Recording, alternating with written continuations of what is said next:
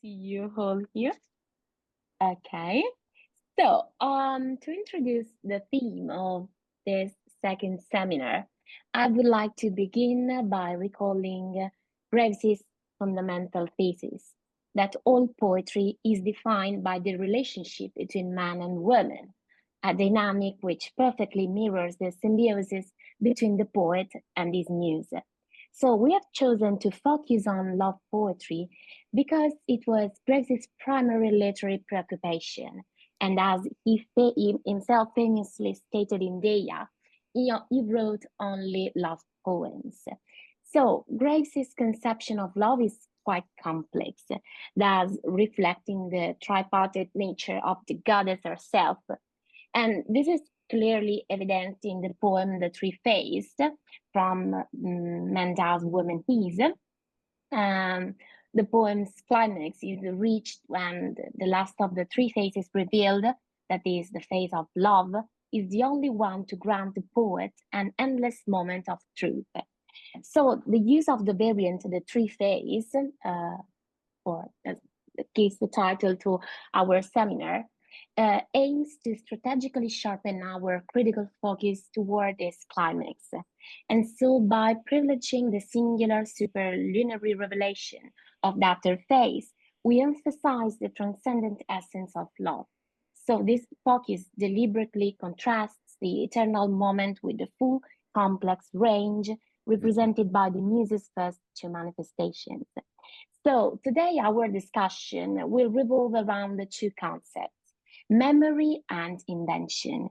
So Graves's exploration of love operates within a constant dialectical tension between the necessity of creation and the burden of memory.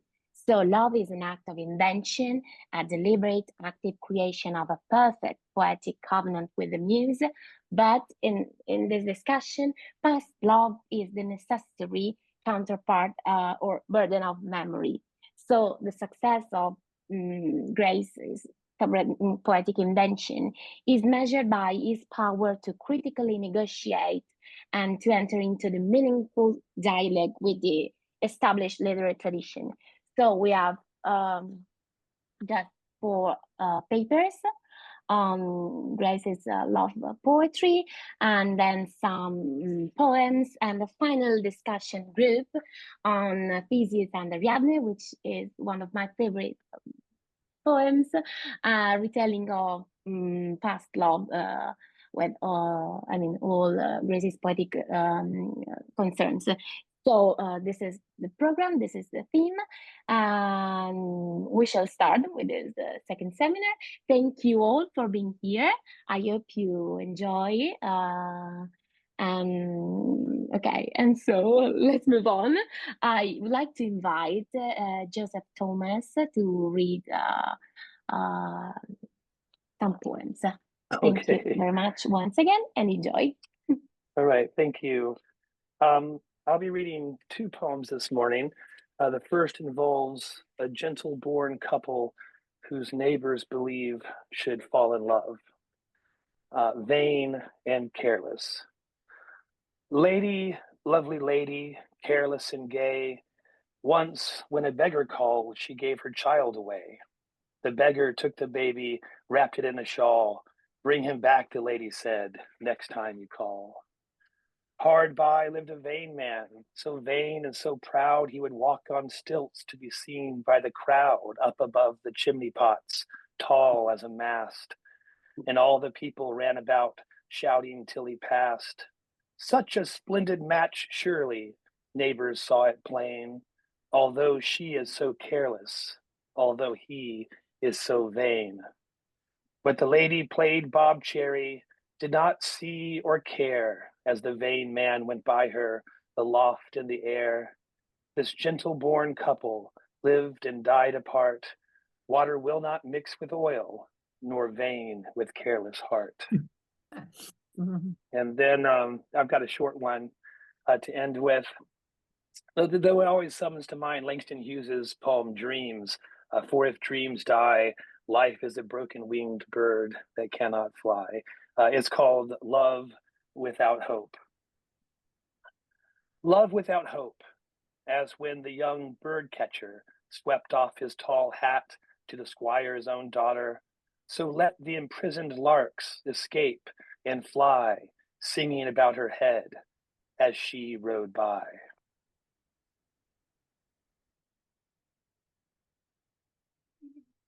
Thank you very much, Joseph. Thank you very much. So let's move on.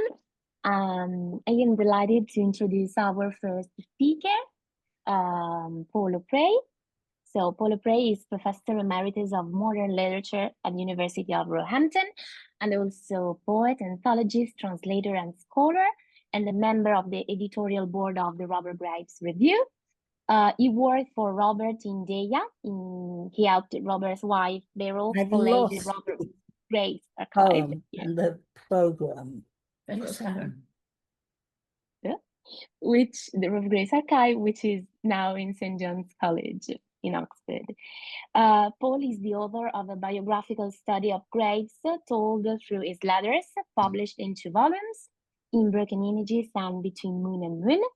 And his edition of Graves' selected poems, published just after Graves' death in 1985, reinstated a number of poems which Graves himself had previously suppressed, including some of his youthful war poetry written during World War I. So Paul is also the founding editor of the poetry imprint The Airgale Press, which in 2023 launched a series of pamphlets by contemporary poets. The series won the Publisher of the Year prize in Michael Marks Awards at the British Library in 2025. And today he will be presenting a paper on Sick Love. So Paul, the floor is yours. Thank you very much. Adriana. Yeah, I'm going to talk about mainly talk about sick love. I'm going to start by saying that Robert's first love poems emerged during the First World War and are intrinsic to it. I think the earliest conventional love poem was The Fusilier, written to his school friend George Johnston. And in that poem, the Fusilier renounces his false, rough soldier self and promises instead to fill your heart with beauty and teach you to love. A few weeks after writing that, David Thomas, a fellow officer in the Royal Welsh Fusiliers, was killed in action, and his death affected Graves deeply, and he marked that event with, I think, one of his most tender and conventionally romantic poems, Not Dead. It's reminiscent of Tennyson's In Memoriam, as the dead beloved becomes subsumed into nature, so that all that is simple, happy, strong, he is. By contrast, when Graves fell in love with Nancy Nicholson and married her in 1918, there's a notable absence of what I'm calling conventional love poems dedicated to her. The innocence and the idealism of The Fusilier and Not Dead is lost to the complication of sex. Now nothing is simple, happy, or strong. Reality seems to be sour from the start. The Treasure Box, a collection published just a year after the marriage, sets the tone with poems like Lost Love and The Kiss, in which the lips you have kissed turn to frost and fire, and a white steaming mist obscures desire. And that poem ends with a premonition that even this tainted love will not last. Is that love? No, but death, a passion, a shout, the deep in-breath, the breath roaring out. And once that is flown, you must lie alone, without hope, without life. Poor flesh, sad bone. If The Kiss is the bleak open to his romantic relationship with Nancy, Sick Love slams the door shut. They're matching bookends with the same message. Romantic, sexual love is transitory and will leave you broken and alone. Sick Love opens that collection called Poems 1929, a book which contains some of Graves's most remarkable poems, despite, or perhaps because, of being written at a time of extreme personal crisis. Many of you will know that that collection includes In Broken Images, Warning to Children, Welsh Incident, and it was all very tidy. Sick Love strikes a different tone to these clever, playful pieces. It comes from the heart, not the head. Its tone is grim and determined. Its vision, bleak. And I would argue it marks a turning point in Graves's development as one of the foremost love poets of modern times. It merges the romantic with the haunted, a yearning for innocence shadowed by existential dread. And it's those qualities that give his later love poems their dangerous edge and lead him to the White Goddess, and then the pursuit of redemption through submission. So let's read it. I'll share my screen and put that up on the screen, if I remember how to do Zoom. Hopefully you're all seeing something there. 2 lines. 2 lines, just give it a bit of a moment. That's it. Can you see Sick Love? Yep. Yeah. Oh, love, be fed with apples while you may, and feel the sun and go in royal array, a smiling innocent on the heavenly causeway. Though in what listening horror for the cry that soars in outer blackness dismally, the dumb blind beast, the paranoiac fury. Be warm, enjoy the season, lift your head, exquisite in the pulse of tainted blood, that shivering glory, not to be despised. Take your delight in momentariness, walk between dark and dark, a shining space with the grave's narrowness, though not its peace.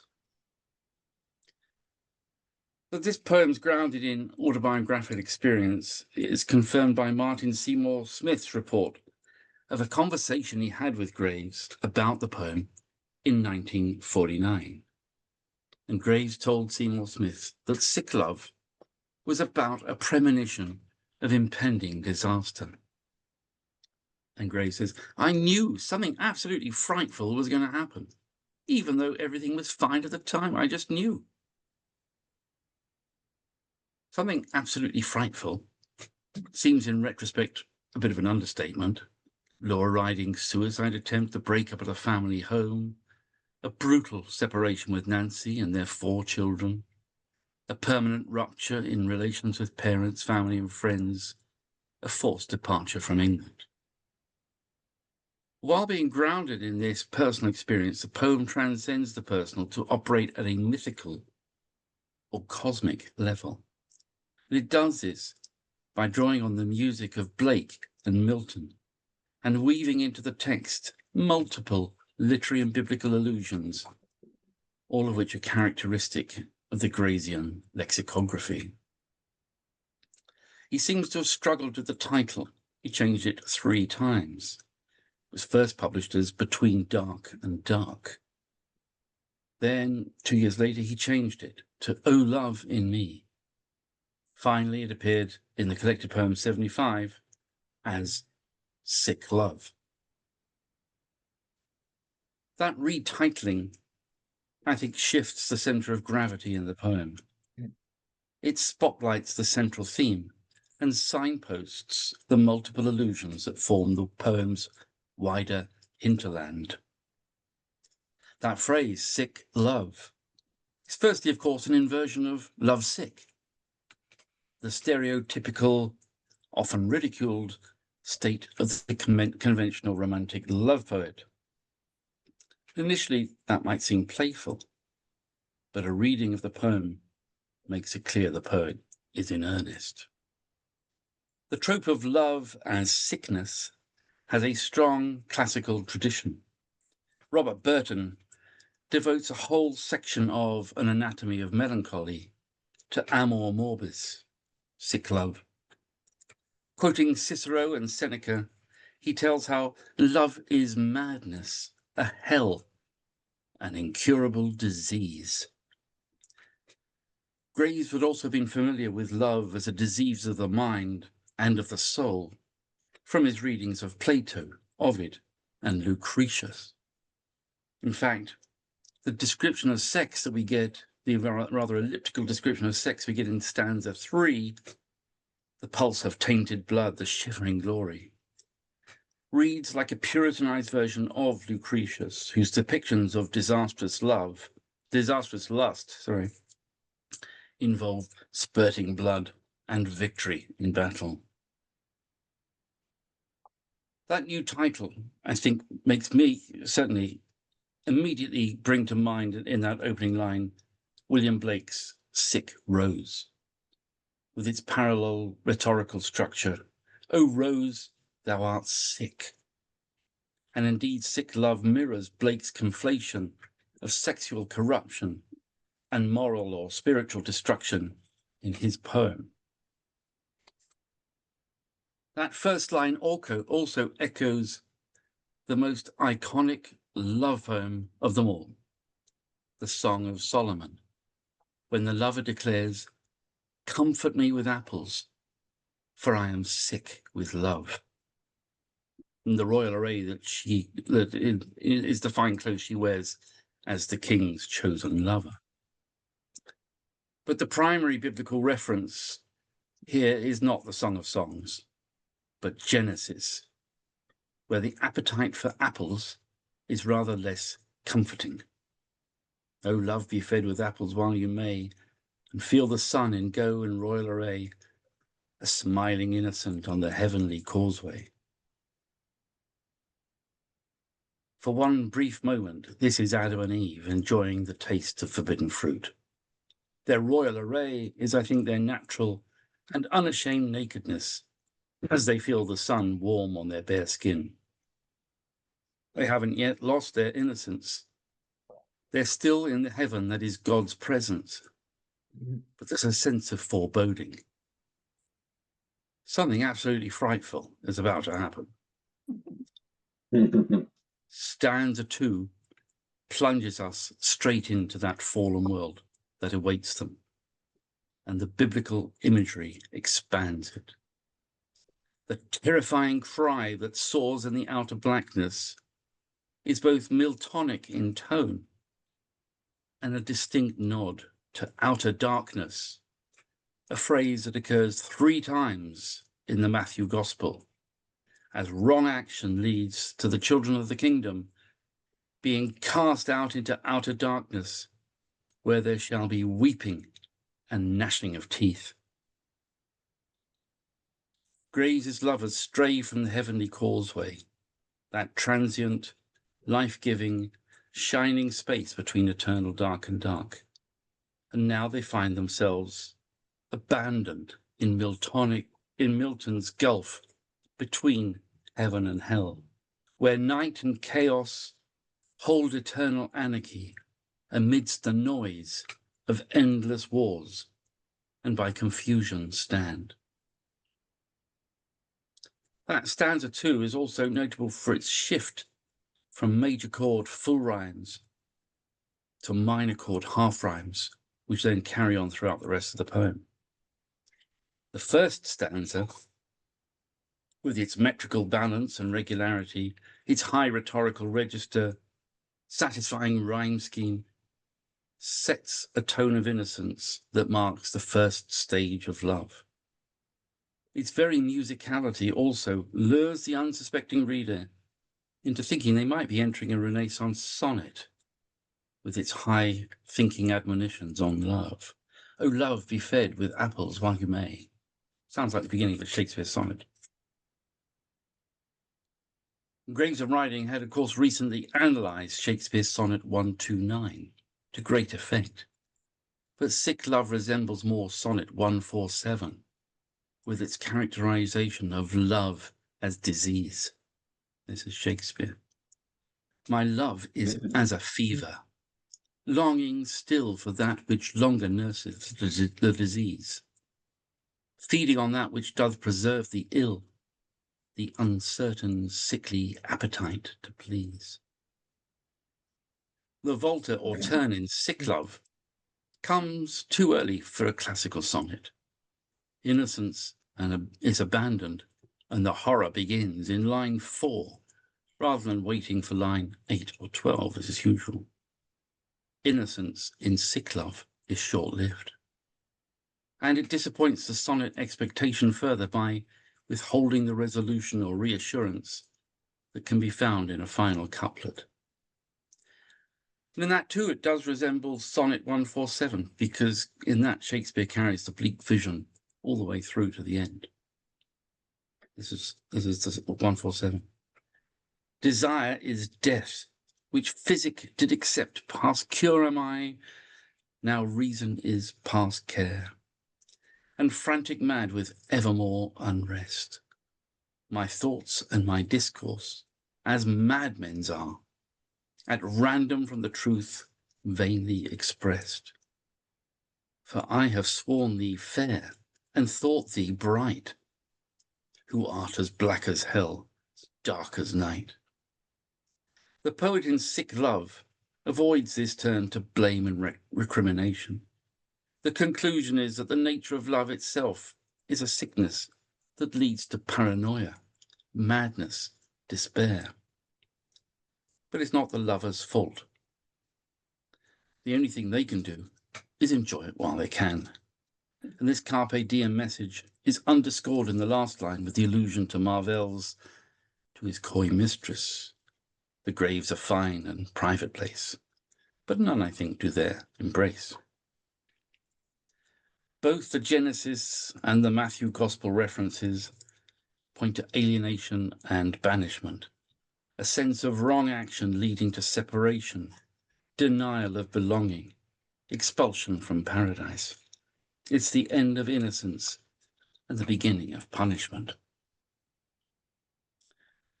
3 years after that conversation about sick love, Robert Graves told Martin Seymour Smith, I treated Nancy badly, and my punishment was Laura. At the time, however, having diagnosed love as an existential malaise in sick love, Graves posits Laura writing as the cure that will restore rationality and equilibrium. In poems such as Against Kind and The Age of Certainty, which he later retitled New Legends, redemption is found in submission to one who has transcended romantic love and sex to reach a higher plane of being. There would be no more shivering glory with Laura. This new love was all in the head. Bodies had had their day. Against Kind, the poem elaborates that dedicatory epilogue to Laura Riding at the end of Goodbye to All That, where Riding is described as one living invisibly against kind, as dead, beyond event. Unfortunately, the poem loses its way in a convoluted argument that feels too elliptical to be authentic. Riding herself dismissed it at the time as insincere, telling Graves it was a sort of duty poem. New Legends was published the following year and is something else entirely.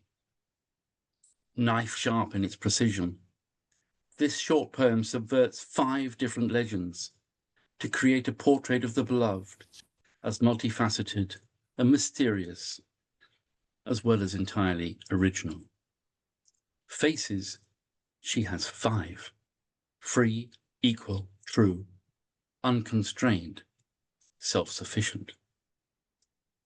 New Legends shares the metaphysical elements of sick love, not least in its accumulation of conceits to make a single argument.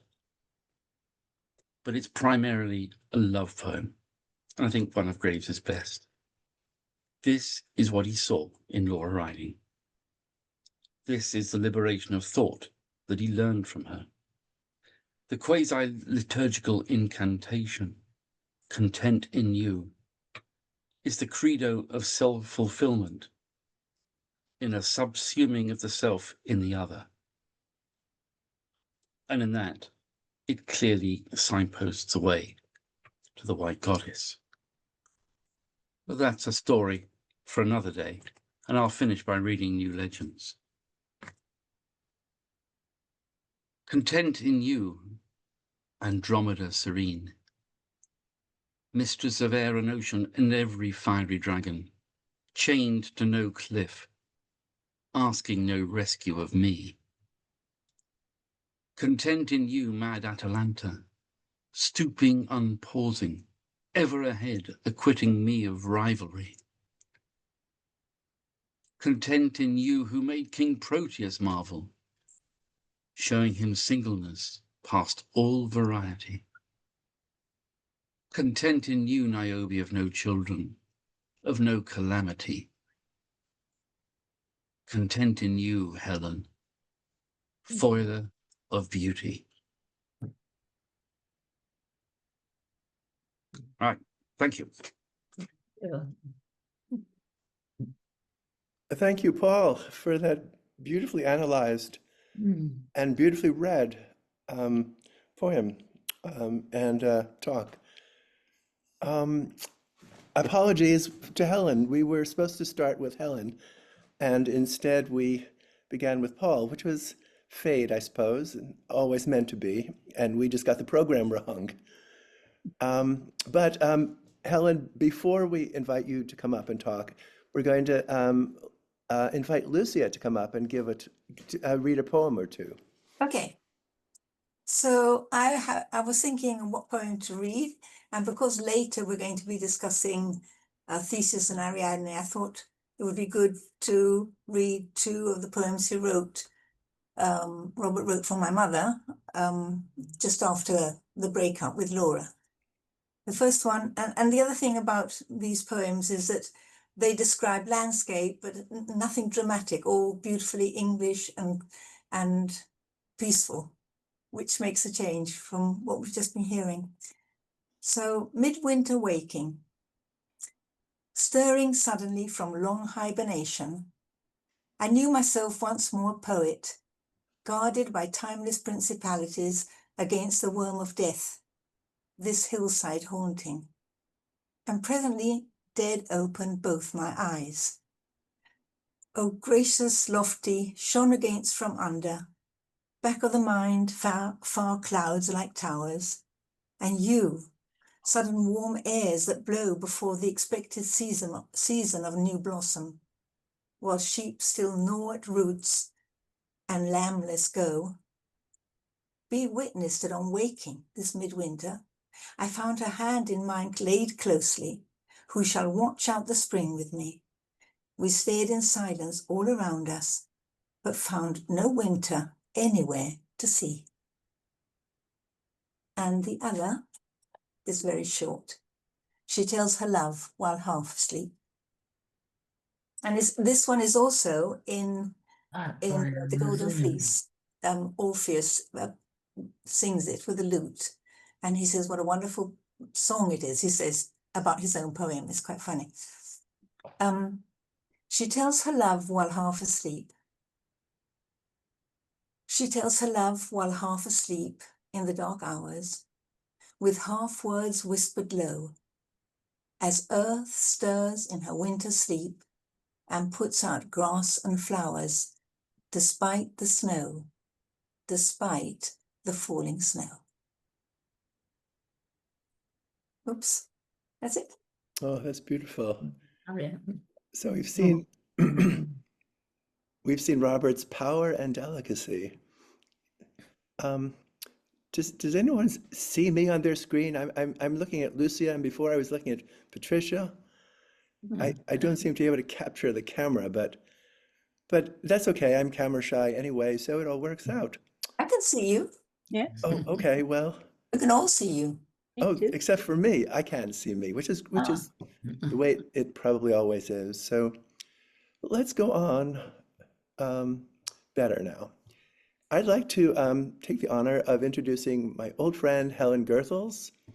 Helen is the European Vice President of the Robert Graves Society. She is honorary professor of Commonwealth Studies at the Université Toulouse, Jean Jaurès, member of the Culture Anglo-Saxons, if that's the correct pronunciation, I'll be surprised, and associate member of the Critical Geographies Research Group.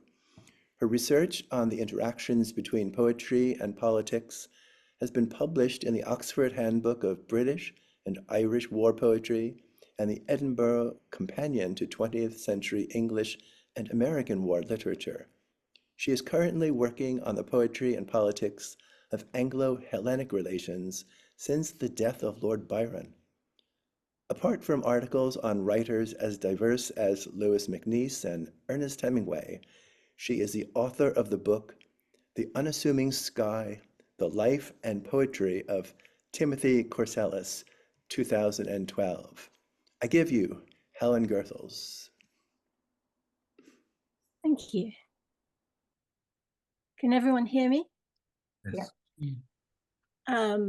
So Michael, you're going to put up the Whenever you're ready, yes. PowerPoint? Yes, I'm ready. I'm ready. Okay, Please. here it comes.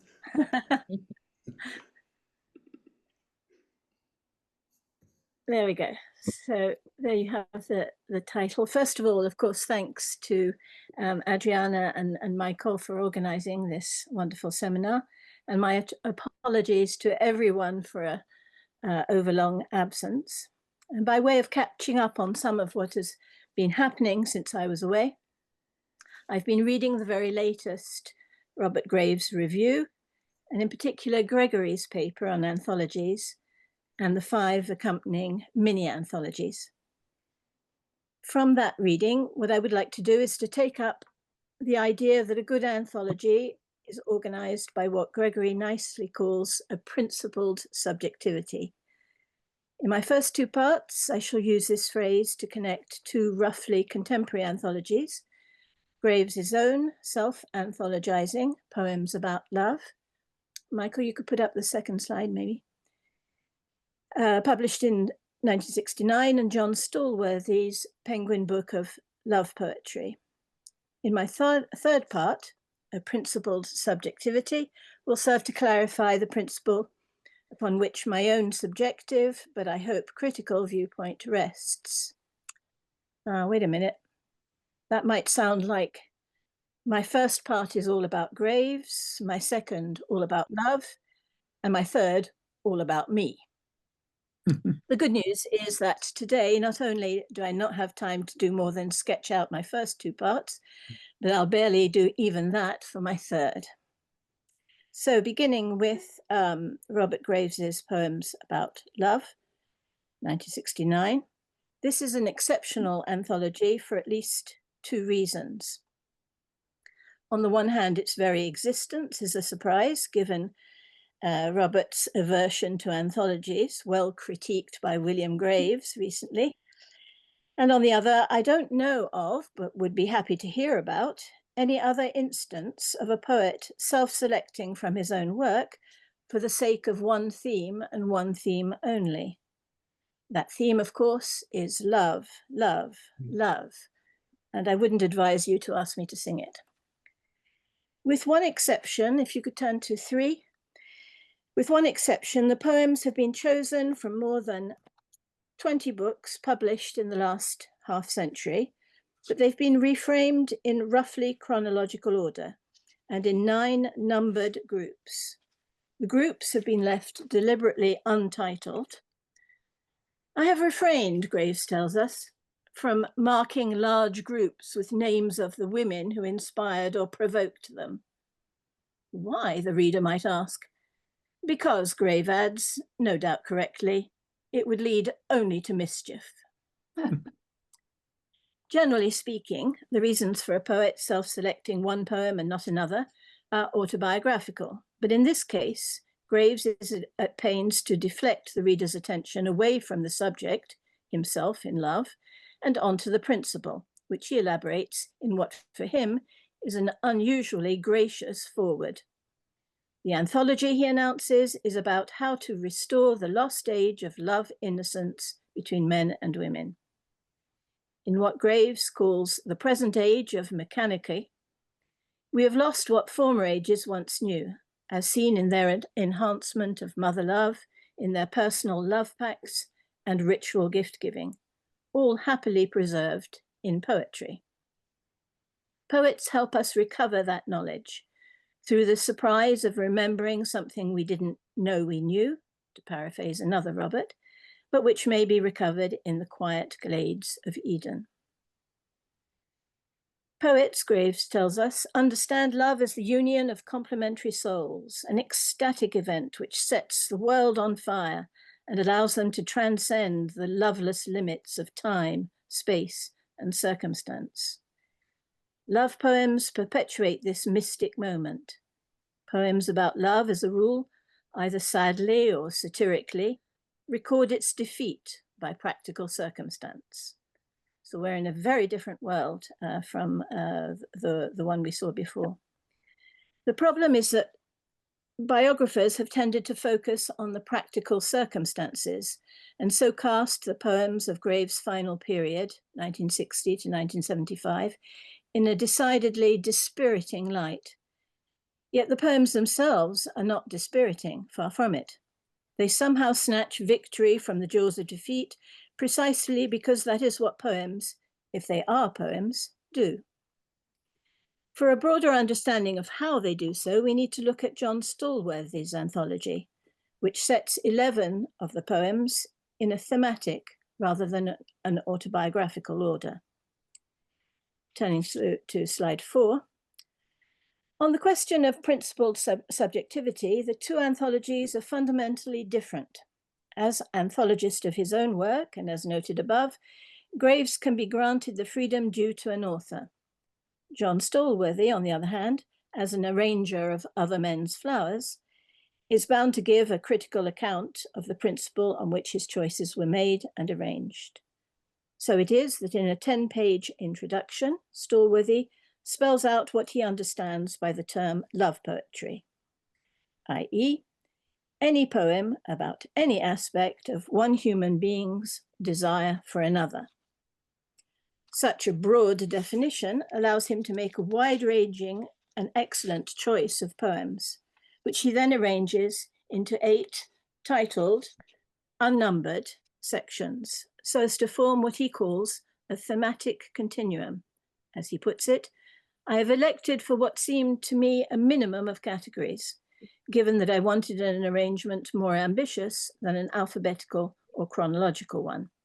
I expressly wanted, in fact, to disrupt chronology, and by setting the poems in a thematic continuum, to demonstrate man's changeless responses to the changeless, changing seasons. Slide 5. Those who would agree with Nick Carter's view that Graves was a superb historian of love in all its stages will not be surprised to find that Graves's poems about love fit easily into this thematic approach. Here they are, as arranged by Stallworthy, into categories. There's a lot to say here, but I'm not going to say it.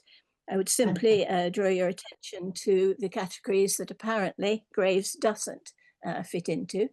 And I'd also like to add that Graves is the poet who features the most in Stallworthy's anthology with 11 poems. The nearest to that are Yeats and Donne with 10, and all the others have 1 or 2. If Graves features so prominently in Stallworthy's anthology, it is because they share the same views on love and poetry, views derived from a single strong source, whom Stallworthy cites in his introduction. Is there a problem? Slide 6. Here is the quotation from C.S. Lewis, of course. Everyone has heard of courtly love, and everyone knows that it appears quite suddenly at the end of the 11th century in Languedoc, which is where I am at the moment.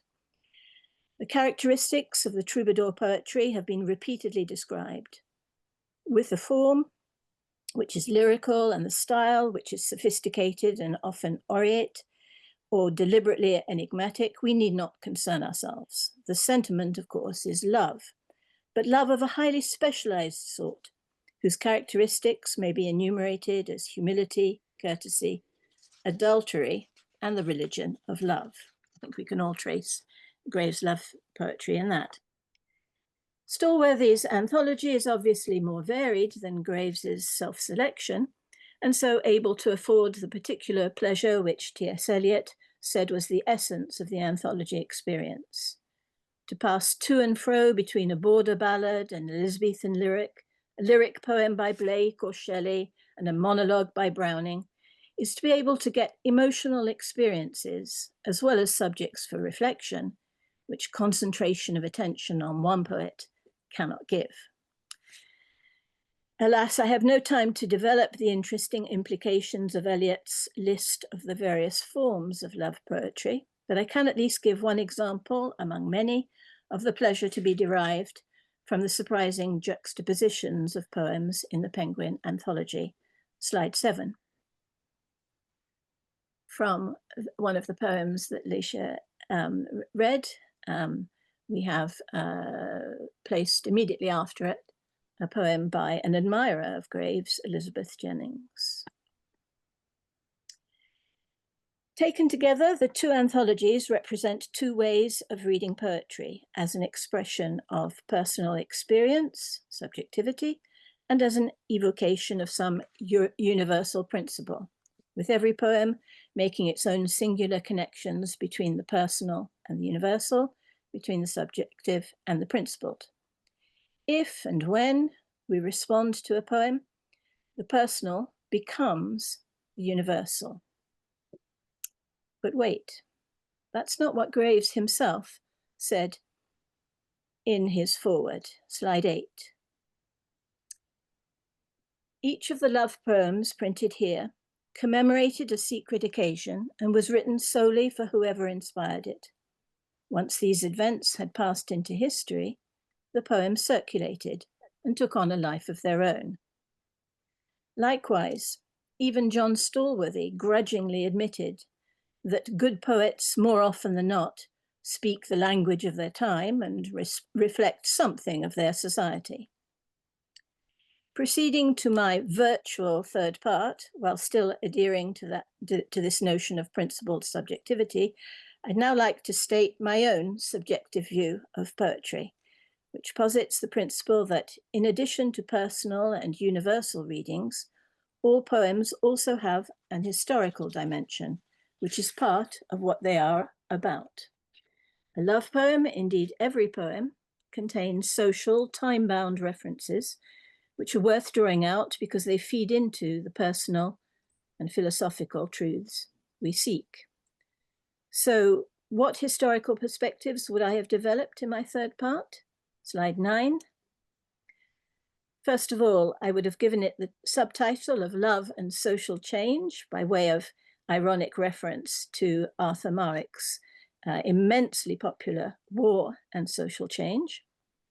And then I would have pondered the question of which time frame to choose, since as long as the literary historian remains roughly chronological, she's free to choose a broad or narrow time frame, whatever works best with the poem or selection of poems and the particular argument the critic wishes to make. In the case of poems about love, and particularly the late poems, we might simply take the year in which Graves signed the foreword, 1968, the year stretching from, say, the Summer of Love in San Francisco in 1967 to, say, October 1968, when Graves attended the Mexican Olympics. I mention this last because I think that the recently published article, memoir, and interview of Vivian Holzer Rosenthal form a good background against which to read the last section of Poems About Love. But broader timeframes might be chosen, such as the last of the aforementioned 3 periods of Graves's poetry, or more generally the 60s, or my own personal favourite, the Age of Aquarius. I would then have discussed Graves' late love poems, and especially in terms of their form, within the context of 3 major aspects of social change at the time. Graves writing about love in a time of war, I'm thinking of Vietnam and also the threat of nuclear war. His writing about women in the wake of second wave feminism, and his writing of the relationship between love poetry and new psychedelic ways of seeing. But all this, as Paul said, is for another day. For now, I would simply like to conclude with someone else's flower. My conclusion, slide 10. Unlike collections by a single poet, anthologies draw our attention to individual poems and set them free to live a life of their own. But does taking a poem out of its original historical context mean that we should forget that it ever had one? I think not. But alas, I've rarely found a literary critic who agreed with me. Historians occasionally, yes, but not literary critics. So I'm delighted when I actually do, the more so when that person is an RGS member. I'm therefore pleased to conclude with this beautifully expressed thought from Michael Schmidt. Poems swim free of their age and live in ours. But if we understand them on their own terms, rather than conform them to ours, they take on a fuller life, and so do we. Thank you, Helen. Consider yourself walking off the podium and being warmly applauded for your paper. It's the absence of applause that really foregrounds the absence of real space, isn't it? Yes, but so hands are applauding. Nice touch, people. Okay, so we're going to hear a poem or two now from another good friend, Dunstan Ward. Dunstan, over to you. Thank you, Michael. And hello, friends.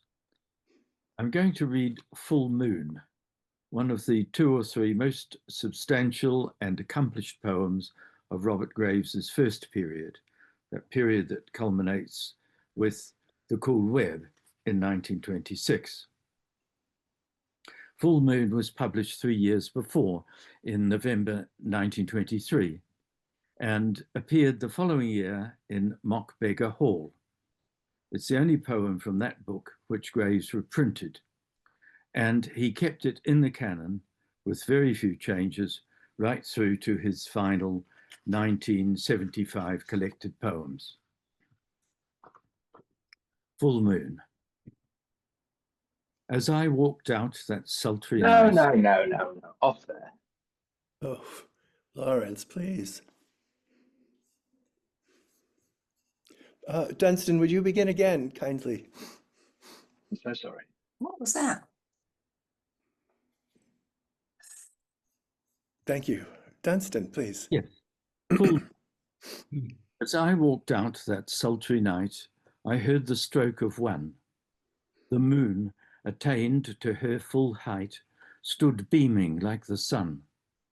She exorcised the ghostly wheat to mute assent in love's defeat, whose tryst had now begun. The fields lay sick beneath my tread, a tedious owlet cried.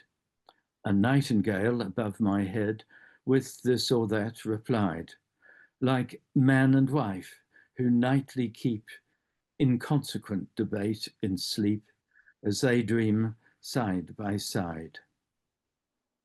Your phantom wore the moon's cold mask, my phantom wore the same, forgetful of the feverish task in hope of which they came. Each image held the other's eyes and watched a grey distraction rise to cloud the eager flame, to cloud the eager flame of love, to fog the shining gate. They held the tyrannous queen above, sole mover of their fate. They glared as marble statues glare across the tessellated stair or down the halls of state. And now warm earth was Arctic sea. Each breath came dagger keen. 2 bergs of glinting ice were we. The broad moon sailed between. There swam the mermaids, tailed and finned, and love went by upon the wind as though it had not been. Thank you, Dunstan. Oh, I'm And sorry. That's all right. I thought you Um, might be done, but please go on. I am done, but not in that sense. My next poem, A Song for New Year's Eve, was published 35 years after Full Moon in 1958. Was published in 2 miscellanies of prose and poetry, 5 Pens in Hand in America, and Steps in Britain. Graves did not repeat the poem, or reprint it, I mean. Song for New Year's Eve. Chill moonlight, flooding from chill sky, has drowned the embers' glow. Your pale hands glitter.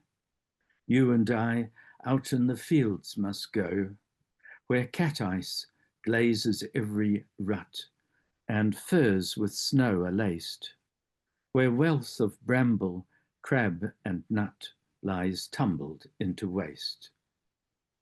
The owlets raise a lovely din, the fox has his desire, and we shall welcome New Year in with frost instead of fire. For this poem, Song for New Year's Eve, I find fascinating in the way that Robert Graves rings the changes on the imagery in Full Moon, from the traditional Petrarchan oxymoron of frost and fire, which we also heard from Paul in The Kiss, to his own moon goddess symbolism, fully present in that 1923 poem, well before Laura Riding's arrival. Even the owlets are heard twice.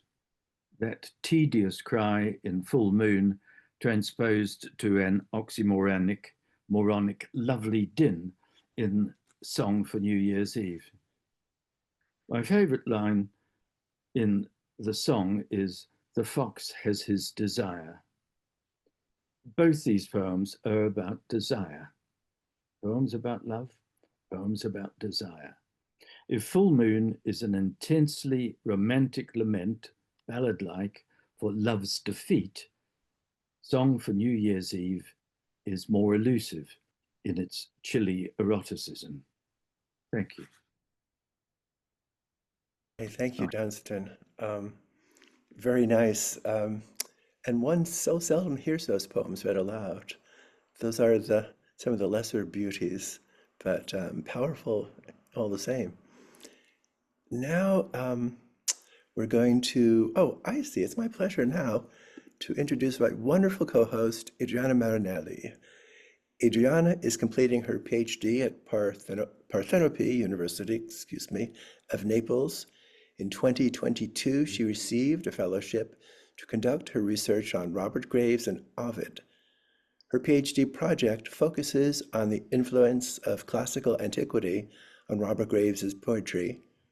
She has conducted her research with the Robert Graves collection housed at St. John's College, Oxford.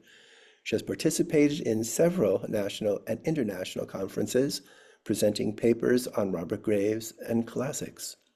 Today, she will be presenting on Love's Unspeakable Condition, Orpheus, Eurydice, and the foundational myth of Robert Graves's poetic vow. Adriana. Thank you very much, Michael, for this introduction. Only one question. Can you see my screen, my presentation? No? It should come up in a second. Double Sorry. quick click. Yeah. What is that? Started screen sharing, but no, we don't see it. Only. Yeah. Okay, just 1 minute.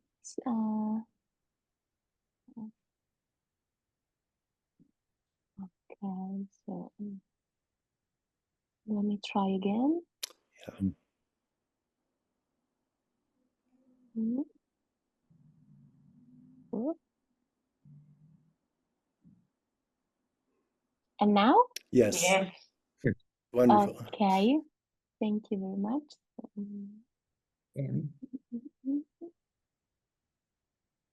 Mm, okay.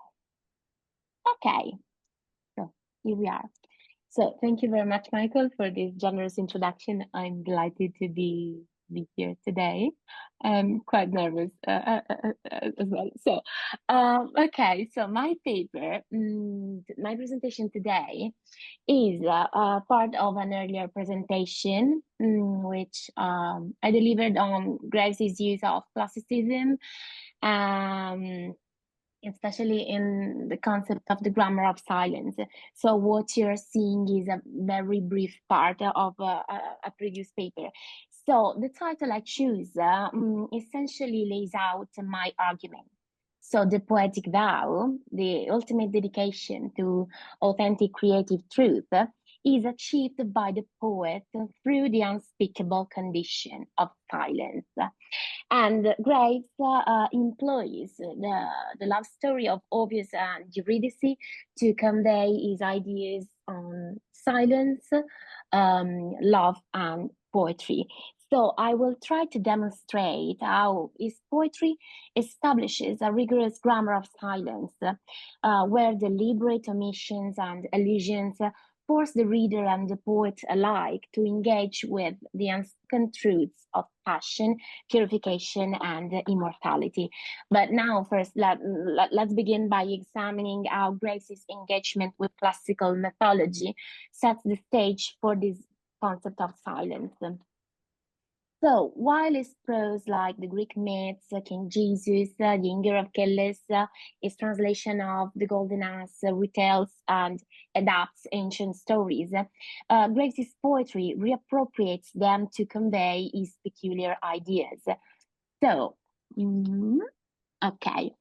So the myth of Orpheus and Eurydice is an instance of this reappropriation and serves as a powerful introduction to the theme of silence and love. And more to the point, his essay, Intimation to the Black Goddess, provides the necessary context for this reinterpretation. First, we have to say that the Orpheus versus Eurydice painting embodies the conflicting forces of his poetry, poet and muse. So Graves identifies Orpheus as the poet par excellence, whose gifts come not from his own skill, but from his worship of the triple muse.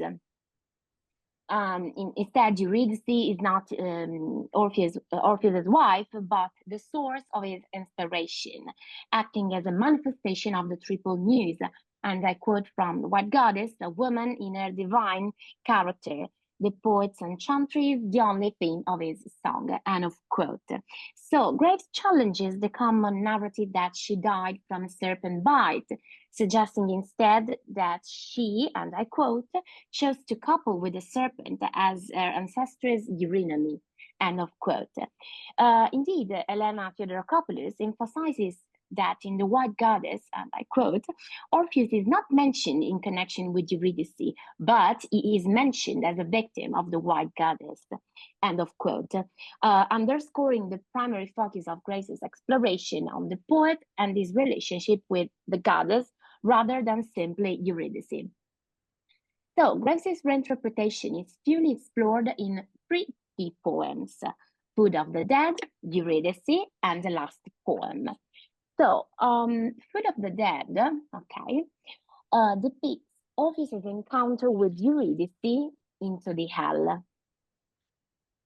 Now, Graves employs allusions to create a rich intertextual dialogue and thus invite the reader to fill in the unspoken narrative. So the infernal setting isn't immediately stated. Instead, it is strictly inferred from Eurydice's action, eating the food of the dead, which also provides the poem with its title. So the woman's repeated act of eating the food of the dead stresses her cyclical and deliberate departure, which is not a one-time tragedy, but this detail is a direct allusion to the myth of Persephone, who, according to the classical mythology and also according to Graves, became the queen of the underworld by consuming pomegranate seeds. And as Elena Fedorkopoulos notes, Eurydice herself has no connection to this element in Greek or Roman myth. And in doing so, she highlights Graves' deliberate fusion of the two figures to deepen his symbolism. So the absence of the muse becomes a necessary part of the artistic process. And in this poem, as well as in Eurydice, she imposes a silence which is difficult, painful for the poet, but is also the source of new creative challenges. The second poem, Eurydice, explores the definite abandonment of Eurydice and its implications, and focuses on Orpheus's poetic voice. So Eurydice is a prime example of Grace's strategic use of omission, according to which the title is the only direct reference to the myth. The central conflict between the poet and his woman is made clear through the repeated refrain, I am oppressed, I am oppressed, I am oppressed.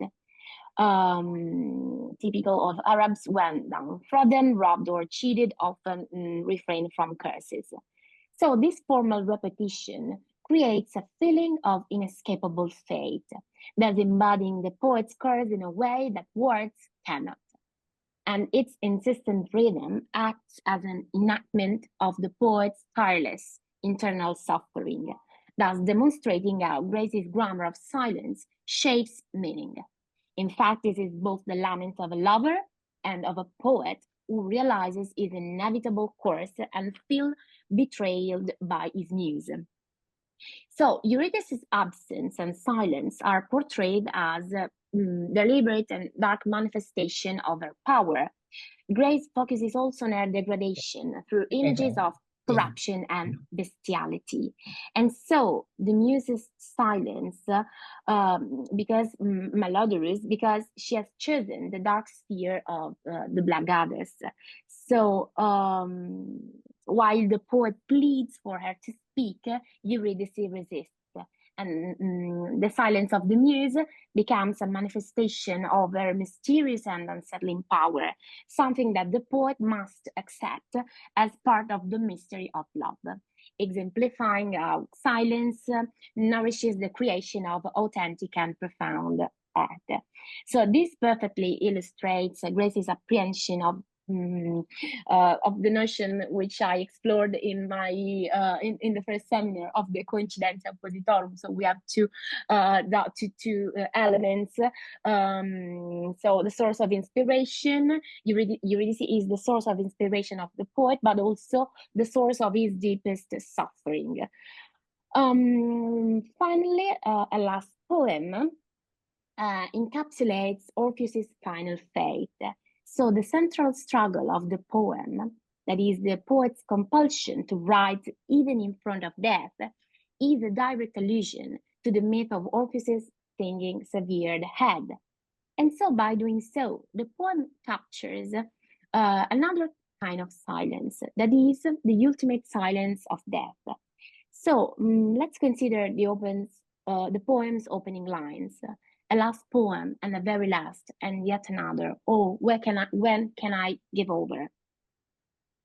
So these first lines really a compulsion to write against the inevitable silence that death imposes, thus fearing the moment when the poet can give over.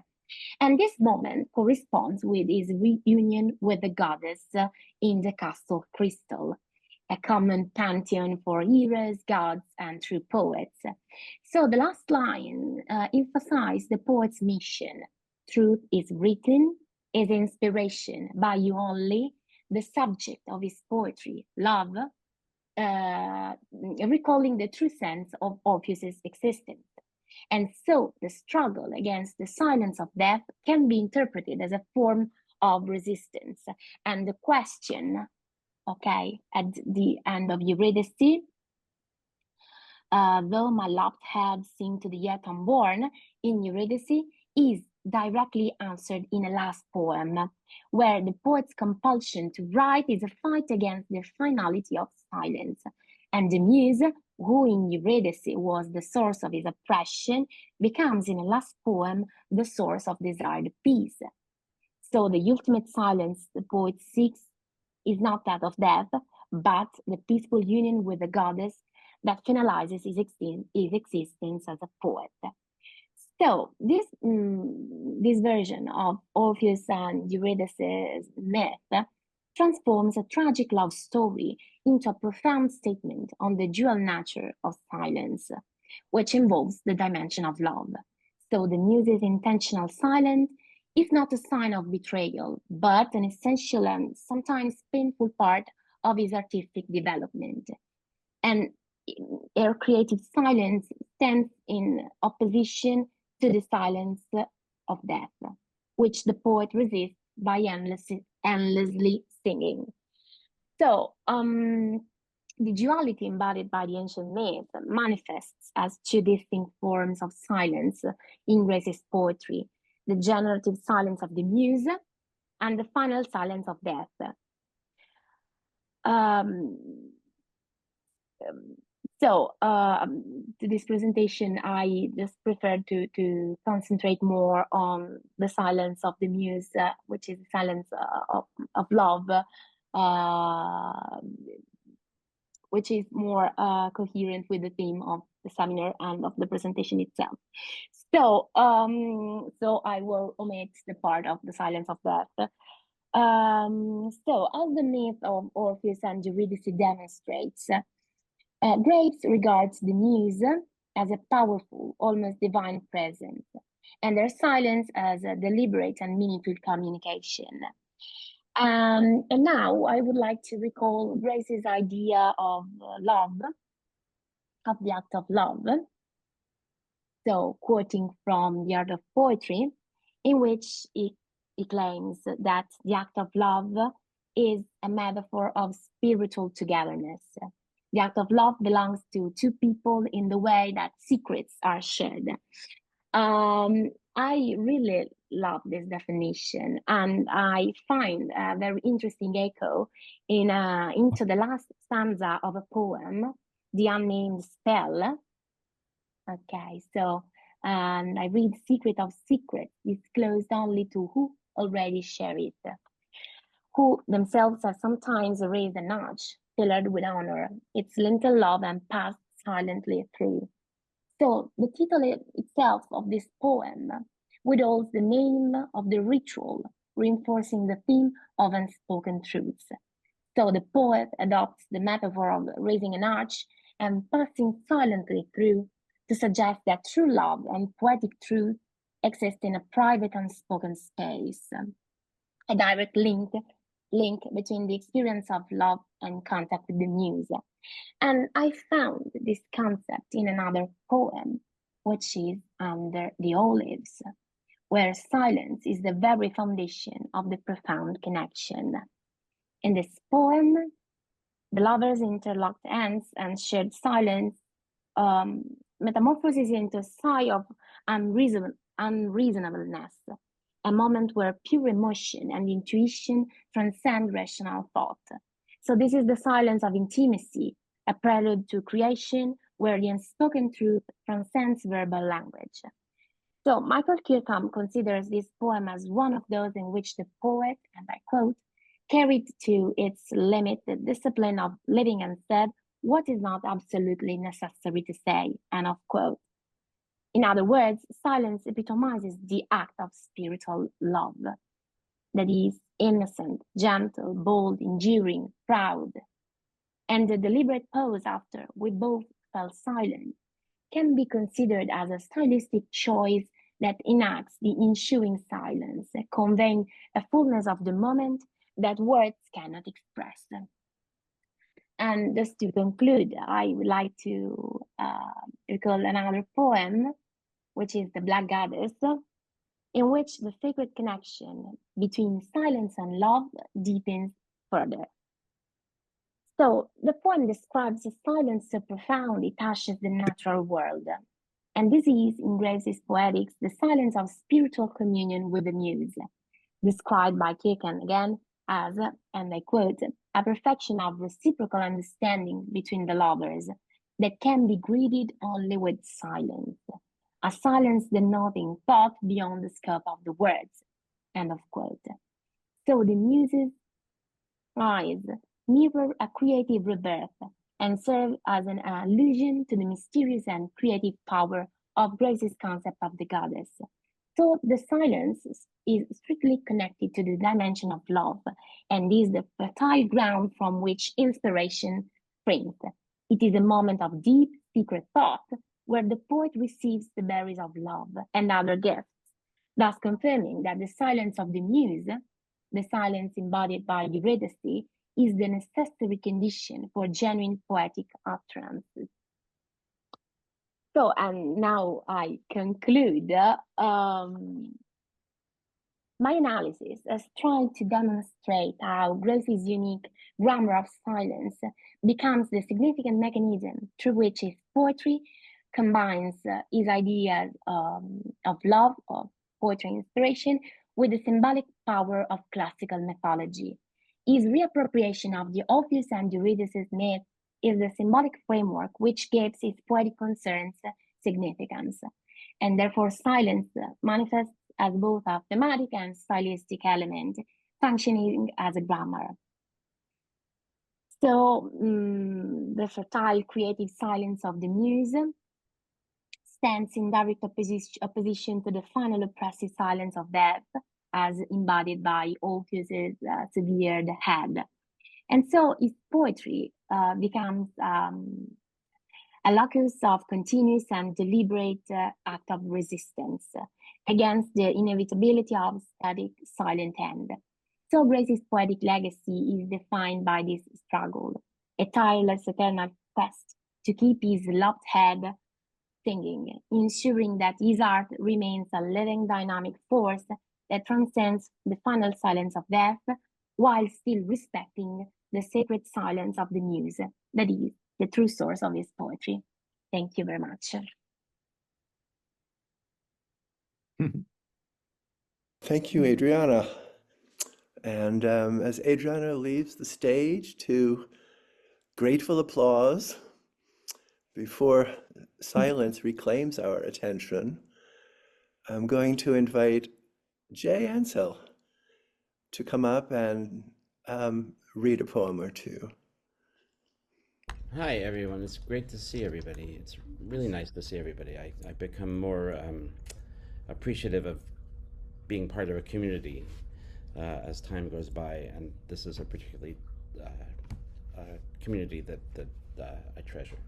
So it's great to see everybody. I'm going to read a poem, just one poem, called The Frog and the Golden Ball.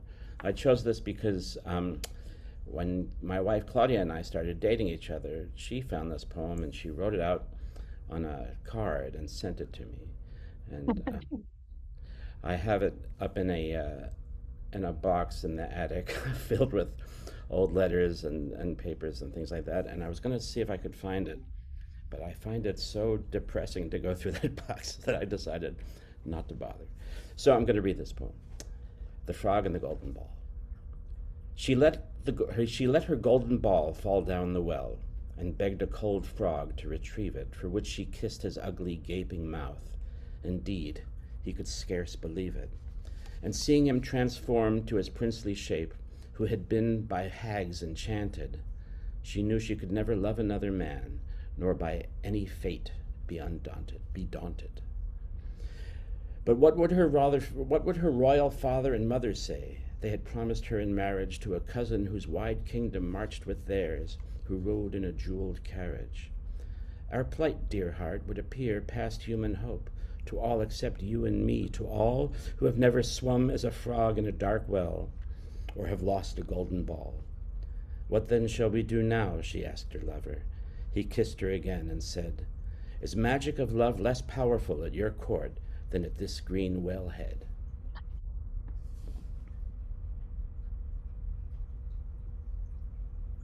Thank you, Jay.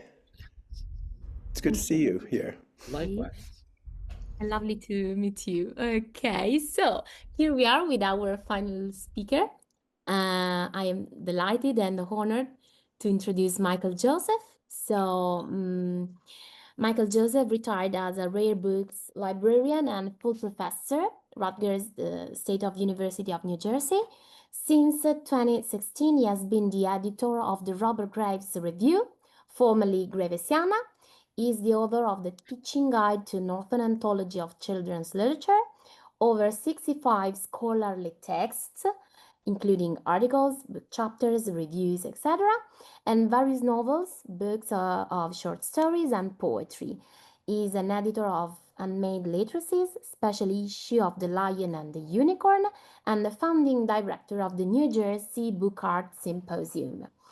His recent publications include Roommates, Triptych, and Other Minor Betrayals, making video poems made from diary entries made from dreams, Omnibus in Boots, The Marvelous Real in a Land of Dreams, and children's poetry in the Routledge Companion to Children's Literature.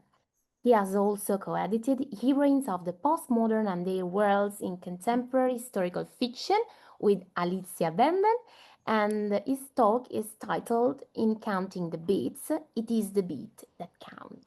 So I'm delighted, Michael. Thank you very much. The floor is yours. Thank you.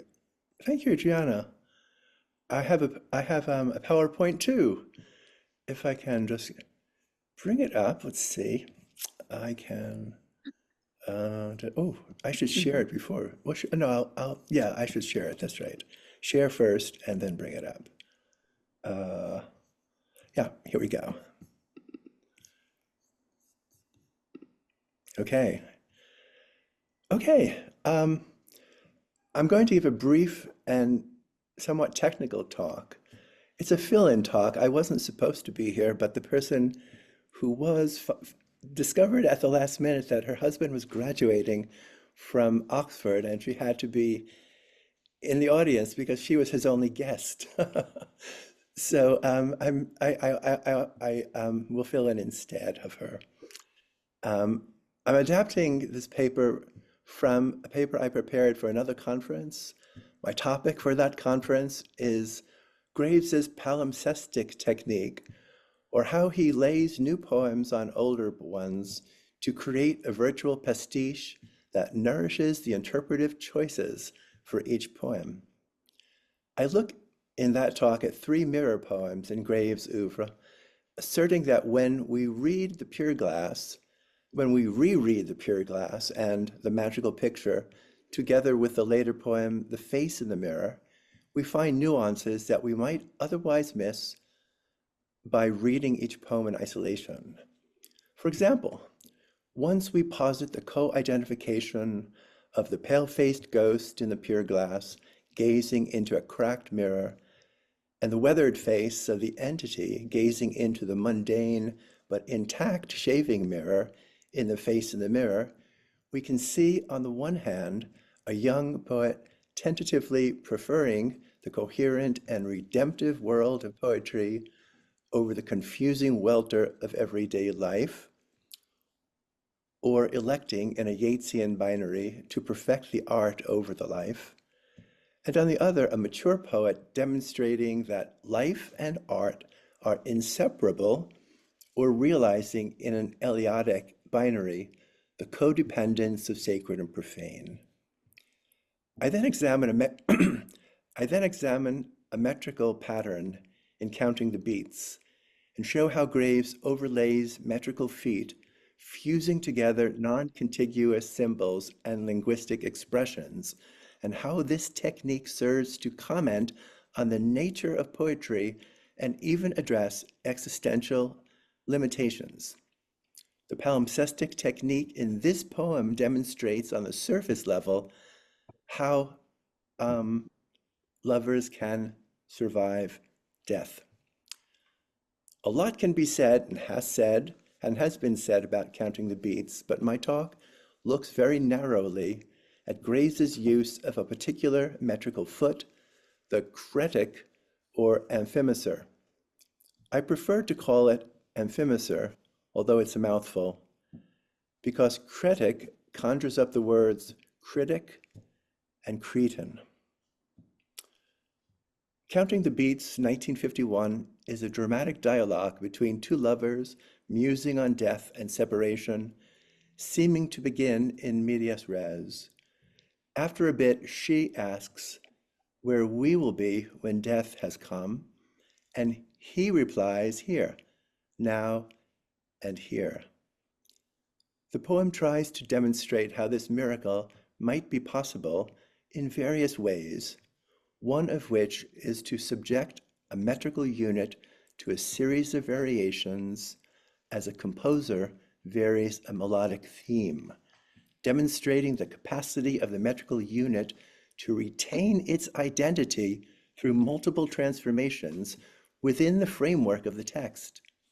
The poem then suggests that love can transcend death in a possibly metaphorical, ethereal realm of poetry to which it ascribes considerable being or ontological weight. An Amphimacer contains two downbeats, framing one upbeat. Oh, look at that. I forgot to make it cool, make it pretty. All right, marching on. An Amphimacer contains two downbeats framing one upbeat, like now and here. You, love, and I, he whispers, you and I, and if no more than only you and I, what care you or I? The Amphimacer you and I on the poem's second line becomes a literary expression, a linguistic expression for the lovers. An anticipatory figure appears on line 1, you, love, and I, an Amphimacer augmented with an additional accented syllable. Immediately preceding the Amphimacer on the second line is another trisyllabic foot, an amphibrach. He whispers, an accented syllable framed by two unaccented syllables. Let's jump to that guy. Oh, it's a nice transition. I hadn't remembered that. The poem repeats you and I on the third line, emphasizing its primary and persistence, then introduces the slight variant you or I on the fourth line, which introduces a theme of alteration and consistency, or continuity, alteration, consistency, profane, sacred. And this theme is underscored within the stanza by the shifting emphases within the Amphimacer, you and I, you or I. Despite the changes the text or body suffer, the metrical figure or the character of love endures. In the title of the poem, Counting the Beats, the Amphimacer is modified by an extra unaccented syllable forming a choriamb, hard, soft, soft, hard. Following our analogy of the composer, the choriamb can be provisionally expressed as an augmented Amphimacer, which, re-entering the poem in the second stanza, let's see what I've done here, is then augmented further with two moderately hard syllables, counting the slow, that can't be where we want to be, counting the slow, heartbeats. A restatement of the theme of change and continuity, and it is augmented for a third time on line 3 in the poem's final hexameter, 6 beats. The bleeding to death of time in slow heartbeats simulates the beating heart as the meter seems to break down into little iambs, a kind of ticking of the clock. In this verse, we hear the choriamb articulated in bleeding to death, but the poem has prepared us to hear overlaying it the Amphimacer death of time, which represents the principal player, the linguistic expression you and I. The emphymeter not only generates a dramatic metrical tension within the line, it also draws strong semantic bits into a non-linear relationship. You and I, death of time. The poem deepens the role of the emphymeter in the next stanza in the two short lines, cloudless day, night, and a cloudless day. The repetition produces a kind of ostinato which echoes the repetition of you and I. Taken together, the meter foregrounds life, day, death, night, and rebirth in the metrically relational snatches of text, you and I, death of time, cloudless day. Augmentation nicely complicates this notion of transcendence in the second tumultuous hexameter, yet the huge storm will burst upon their heads one day from a bitter sky. The verse provides us with the poem's first enjambment, a poetic device that may signify transcendence. This accelerating verse is a kind of confused welter of stresses within which we can hear the emphymeter, storm will burst, heads one day, bitter sky. In the midst of the profane, the chaotic, we find the sacred or immutable. Indeed, one might also read into Graves's idea to express calamity in the form of a trio of emphymeters, his sense of the necessity of calamity, as if death were an alchemical purification, which correlates with his notion that one must suffer at the hands of the goddess for love or inspiration. Poetry or love sustains us in the calamities of life by revealing that the calamities themselves possess or manifest immutable being. I'm couching my discussion in terms of metrical feet, but these are merely formalisms or ways of expressing and understanding fluctuations in a living metrical pattern. Graves may indeed have been thinking in these terms, but he was keenly aware of the entirety of the metrical landscape of his poem, no doubt more precisely and profoundly than I can say. Here in the stanza, huge storm that will burst is a classical symbol for death, which the lovers will overcome by force of love, the strong force, or moreness that holds together the emphymeter, you, love, and I, which itself is a linguistic expression of the binding coherence of the metrical pattern. Love is not only something between us, between two lovers, or between poem and reader, but a larger ontological entity of which the various usages of we are a meaningful part. Hearing the emphymeter within the metrical arrangements of the long rhythmic lines auditorially assures us that the lovers, the we that the poem insistently posits, on 3 lines in stanza 4, will triumph over death, just as the metrical figure has survived the rough and tumble of the poem's transformations, from which, of course, it is inseparable, and you and I will exist posthumously in the timelessness of poetry, which is more than poetry. We will be here, just as past poems will change and remain present. And that's how we do it, survive death. In conclusion, in his palimpsestic technique, Graves layers metrical figures by which he can generate and reinforce new semantic content within a single poem and even within a single line, just as he does by layering poems written decades apart, by repeating images and tropes, and by which he can suggest a cosmological vision. His creative versatility derives from a unique hybrid structuralist and post-structuralist approach to poetry in which non-linear relationships within language and what I'm calling lyrical formalism express a context-dependent romantic concept of the transcendent self set at tension with the implicit 19th century philosophic notions of the finite self, Schopenhauer and Fichte and those guys. And this approach is inspired not primarily by a muse, but by the effort to understand how the urge to know can overcome the impassable barrier of rational thought. Thank you.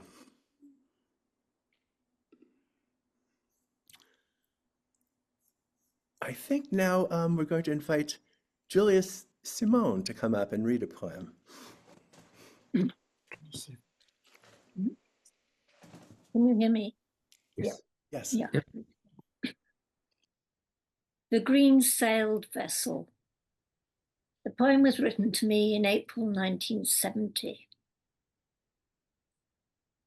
We are like doves, well paired, veering across a meadow, children's voices below their song and echo. Like raven, wren or crow, that cry and prophesy, what do we not foreknow, whether deep or shallow? Like the tiller and prow of a green-sailed vessel, voyaging, none knows how, between moon and shadow. Like the restless, endless blossoming of a bower, like tansy, violet, mallow, like the sun's afterglow. Of sharp resemblances, what further must I show, until your black eyes narrow, furrowing your clear brow. Oh, beautiful. Thank you so much, Julia. Oh, do you Pleasure. have another poem you're going to read? No, I just thought that was long enough, sorry. That was beautiful. No, I just want to make sure I don't interrupt again. Thank you so much. That's fine. So now we turn to the third part of our program. It's 1:08. Yes, and we're going till 2. So good. Oh wait, till 1:30, isn't it? Oh, Marsh. Oh my gosh. 12. Yes. Okay.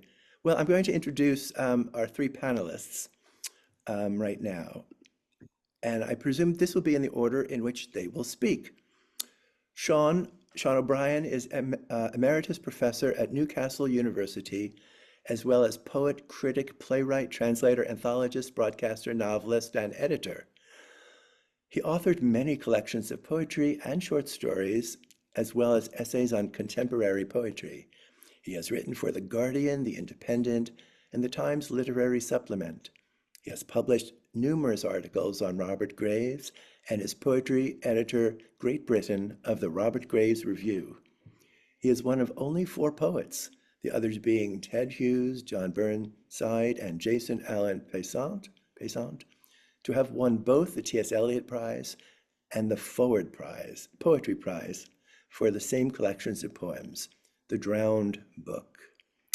And then we'll hear from Rachel Haddis. Rachel is a poet, essayist, and translator. She is Professor Emerita at Rutgers, Newark, and she has also taught at Columbia and Princeton universities. She has published numerous books of poetry, including Ghost Guest 2023 and Pandemic Almanac 2022. Her newest collection of poems, Pastorals, was released this April. She has translated the work of Tibullus, Baudelaire, and the Greek poet Konstantinos Karyotakis, and co-edited the anthology of the Greek poets from Homer to the present, 2009. Rachel is the Review's poetry editor for the US. She is the daughter of the classicist Moses Hades, who corresponded with Robert Graves from 1959 to 1960, during which time they reviewed each other's books favorably.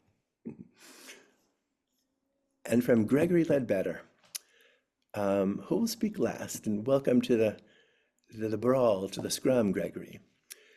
Gregory is professor of poetry at Birmingham City University. His research and criticism focuses on romantic, 20th century and contemporary poetry and its contexts, and the history and practice of poetry more generally. His book, Coleridge and the Demonic Imagination, Palgrave Macmillan, 2011, was awarded the University English Book Prize in 2012.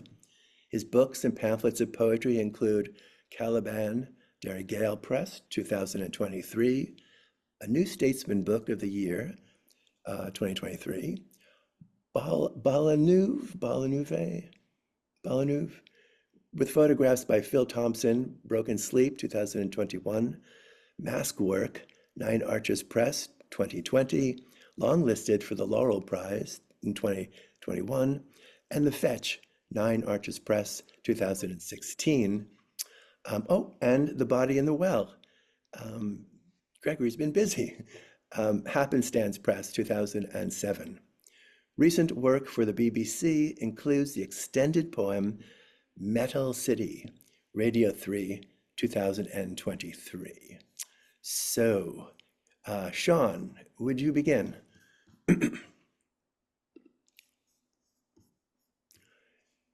If you're still in the room.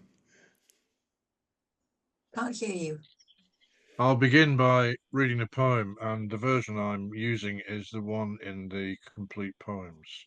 And I think the poems, both the versions of the poem flashed up on screen briefly a minute ago, so I hope people have access to it and can see it.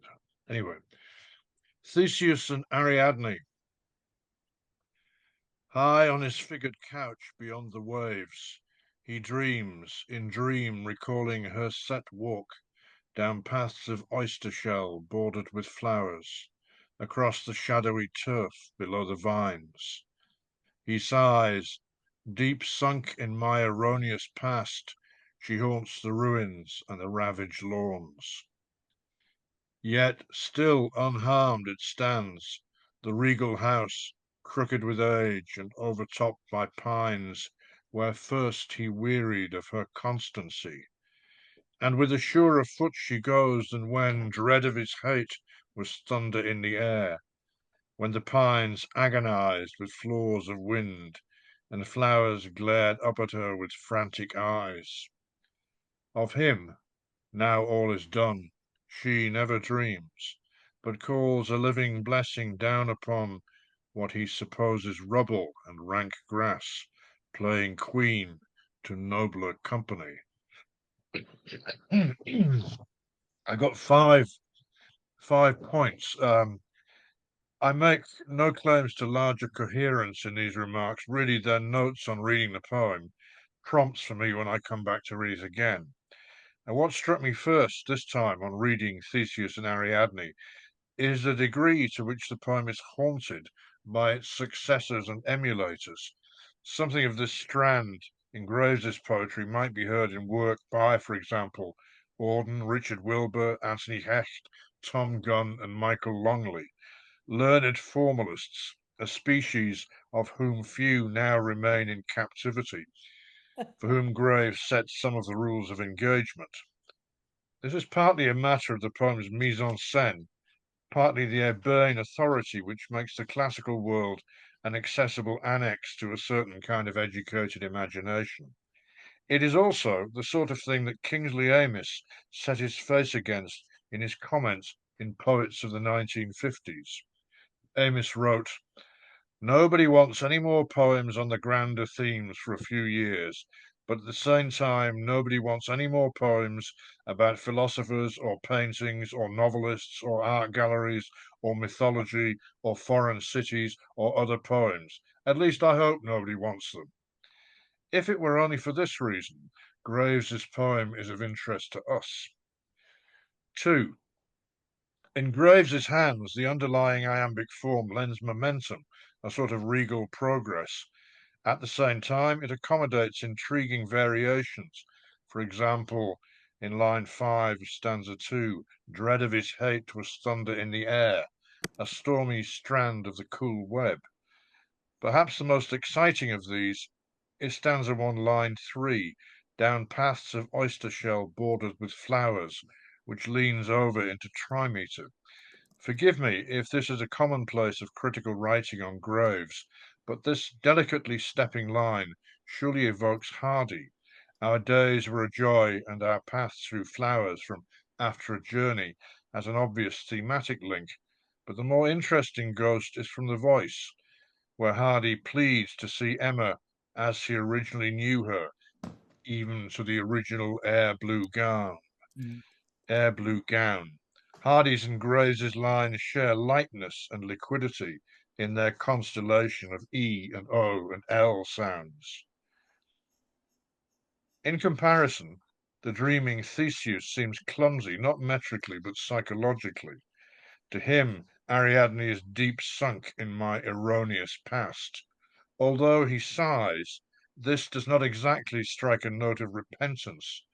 Error, erroneous, and errant all imply a moral dereliction as well as an inclination to wander. The shorter Oxford English Dictionary cites an example of this usage of erroneous from 1512. It's the kind of Latinate word which could come to life in Shakespeare and die back into moral abstraction by the 18th century. Graves animates it by juxtaposing it with the insistently physical Old and Middle English phrase, deep sunk. Ariadne has not been sunk by the merely accidental passage of time. Theseus has sunk her, or so he wishes to believe. Theseus seems to be trying to have his cake and eat it, though. Ariadne lives in his imagination, and yet she is deep sunk, as though memory is repressed. At the same time, Ariadne cannot be forgotten, which recalls Macbeth's plea to Lady Macbeth's doctor to pluck from the memory a rooted sorrow. The depth of Ariadne's submergence is a mark of the continuing power with which she reverberates in Theseus's dreams. And how can he escape when, to his mind, there must be nothing to escape from? Lastly, we hear of Ariadne's torment and fear when Theseus wearied of her constancy. That, by the way, seems to be the only direct reference to love in the poem. The real subject is power, which Theseus seems to conflate with the exercise of will. But now Ariadne is free, living beyond the frame of reference Theseus's half-admitted guilt might presume to impose. She is the divinity in this case.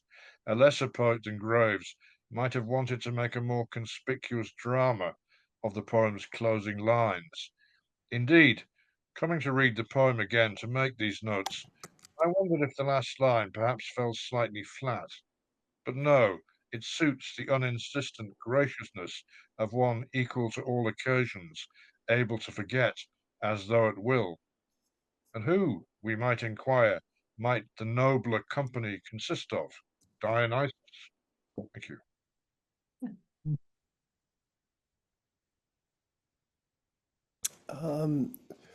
Rachel Hadis.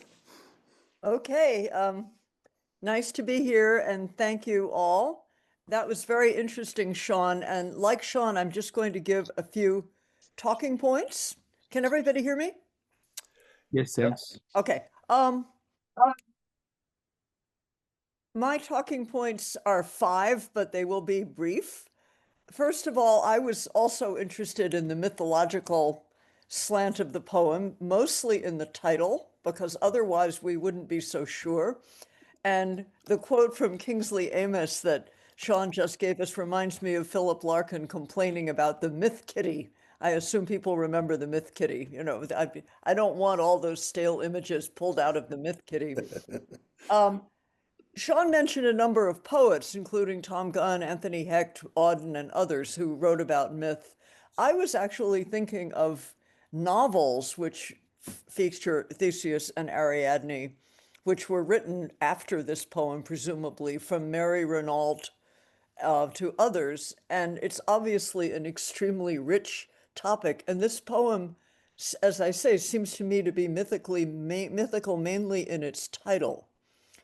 And it seems to me that many of the Graves love poems that I've been learning about today are not clear in their reference, which is fine. I mean, they tend to be rather universalizing, even if Graves, if I understood, said, my love poems are written with a very specific occasion and addressee in mind. But this poem feels rather broad and abstract. And that brings me to my second point, which is the pronouns, he and she. He and she. Obviously, he's fascinated by the relationship between men and women, and he's looking, interestingly, at inside the head of each of them. And I'm going to be contrasting this poem quickly with a poem I asked Michael to be able to put up on the screen because I was very lazy about it, but if he hasn't, it's okay. Well, tell me which one it is, Rachel. I have a couple of them for you. It's basically just Eros Tyrannos. Oh, yes, I do Great. have it. Okay, well, I'll Um, be by Edwin Arlington Robinson. You can put it up now if you want. Okay, do you see the Theseus and Ariadne poem on their screen? I'm going to ask. I see both editions of it, yeah. Okay, Adriana, if you don't mind, if you would remove that, I can put up the Rachel's poem. Okay, Of good. course, yes. Thank you very much. Okay, Rachel, give me 1 second to call it up on the Sure, screen. I'll sure, put it up. sure.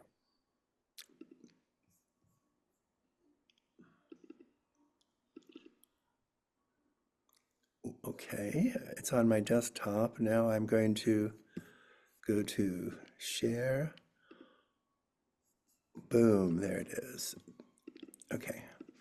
Okay, great. I don't know if people are familiar with Edwin Arlington Robinson, who was born in 1869 and died in 1939. I don't know if Robinson was familiar with Graves's work or vice versa. I would have to ask one of the scholars here. However, whoops, this is a little out of focus here. Notice there is a classicizing title, and then there are very abstract pronouns, he and she. I happen to like this poem a lot, and I did not particularly enjoy Theseus and Ariadne for a couple of reasons, although that's not the point here. But I was struck moving from the classical title, but the rather universalizing, generalizing pronouns where you can fill in the blanks. I was struck by the extremely ripe diction of the Graves poem, which reminded me sometimes of Tennyson, and sometimes moving into the 20th century of Wallace Stevens. If you think about Wallace Stevens's Sunday Morning and the language about the lady who doesn't go to church, why should she give her bounty to the dead? What is divinity? Da da da. It's Keatsian in a way, but Stevens is kind of taking it to the next level. And that raises issues which I haven't seen addressed about Graves's diction and his relationship to modernism. But I was really kind of startled by the extremely lush diction of this poem, as opposed to Eros Tyrannos. I think I'll read the first, whoops, it just disappeared. I was going to put up Sunday Morning, I'm sorry. Oh, well, you could put up Sunday Morning. I've got Eros Tyrannos here, but There I you don't go. know if people are familiar with it, but even in the landscape where Graves talks about the regal house, I don't know what regal house he's talking about. Is he talking about the palace at Knossos where Theseus and Ariadne met? Is he talking about the island of Naxos? Is he talking about the island of Majorca? Or doesn't it matter? But to the degree that we're trying to follow the myth here, I found that confusing. Edwin Arlington Robinson is universalizing what might well be some kind of a love problem in a little New England town and raising it to a level of abstract but really extremely powerful diction. Also, interestingly, that they're both in the present tense. You could call it a historical present, maybe. She fears him and will always ask what fated her to choose him. She meets in his engaging mask all reasons to refuse him. But what she meets and what she fears are less than are the downward years drawn slowly to the foamless weirs of age were she to lose him.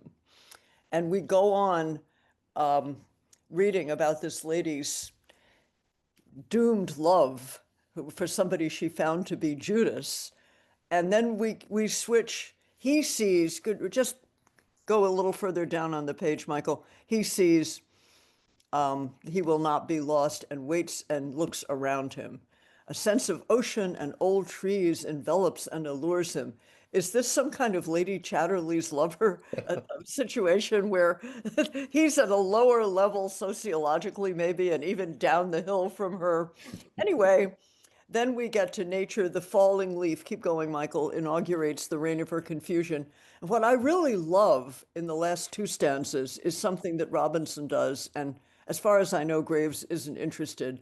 Suddenly, it's we we, the villagers, for example, we tell you, tapping on our brows, the story as it should be, as if, I love that, as if the story of a house were told or ever could be.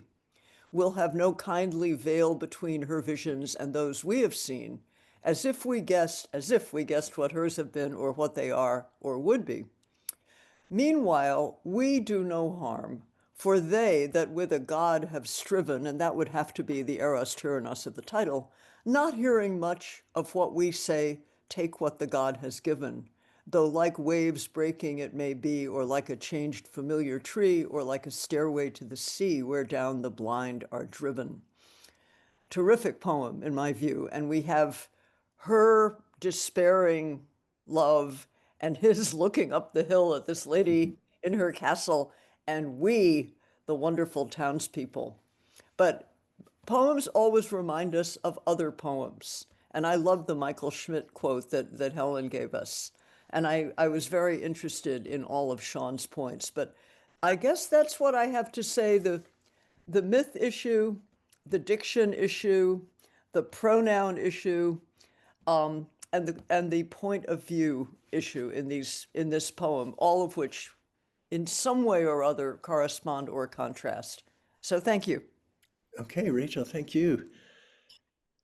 And our last panelist, Gregory Ledbetter. All right, thank you very much indeed. It's lovely to be here with you all. And I'm very sorry, right at the start, a couple of hours ago, when perhaps people were saying hello to me and I couldn't hear you, and therefore I probably just sat there looking like a fool because I hadn't managed to get my speakers on the right setting. So anyway, it's great to be here. So yeah, just a few more notes from me, building on what's already been said, really. It does seem to me a piece of classic Gravesiana in the sense that it's addressing the male ego, deluded in itself, really. I mean, beginning with that word high on his figured couch. Figured, I think, to come back to something that Sean was saying about haunting. Figured, I think, also reads as the word haunted to me here. The figured couch beyond the waves. Obviously, we have this dream. He dreams, so he's almost in thrall here. This figure of Theseus later, and of course, pointedly, that is compared later on to the fact that she never dreams of him. So there's this power reversal that is in play across the whole poem. Again, Sean mentioned the theme of power there, and it seems to me that so the dream is of her haunting, but he is the one being haunted here. And what he's recalling there, I kept puzzling over that word set, which seemed awkward to me initially, the set walk. What is the set walk? But then it made me think, well, actually, that it's perhaps a reference here to the labyrinth, to a particular pattern, and the association that Robert made between the labyrinth and goddess worship. I mean, he makes that quite clear at various points in his writing. So it feels to me that she is very much Ariadne is being figured in that that context as the goddess, as a manifestation of the goddess in this labyrinth. And to me, that seems to be evoked in the sort of rhymes and half rhymes that are patterned throughout the piece. Obviously, we've got some full ones with vines, pines, but also this nice thing about the waves and the vines, the V sort of moving around there. There's so many beautiful instances of sound patterning across the piece. Constancy catching up eventually with company, or company catching up with constancy. So there's a sort of pattern built through it, I think, subtle but also very, very strong. The oyster shell, another sort of image associated, I suppose, with the goddess. The vines foreshadow the Dionysian connection. Obviously, that it's very, very implicit rather than explicit. But it's one of those poems that I think really does reward rereading, actually. And again, this sigh, the sigh that we have from Theseus seems to be another manifestation of an ego, really, because he's really thinking of himself again. In my erroneous past, she's there. She's trapped in my past. She, the abandoned figure. So there's almost not exactly a pleasure in her abjection, but again, there's a sort of almost a hint of a sort of an affirmation that he was the one with the agency, I suppose, here. But what we find, of course, is that there is a flourishing in his absence. And the regal house could even be the house of which Ariadne is descended, perhaps, as well, it seems to me, on one level, even though obviously we do have the suggestion of a physical place crooked with age. I love the way that the way he handles the rhythm, it really forces you to slow down a great deal. Or taking that oyster shell line, for example, down paths of oyster shell. You can't hurry on here. Shell bordered with flowers.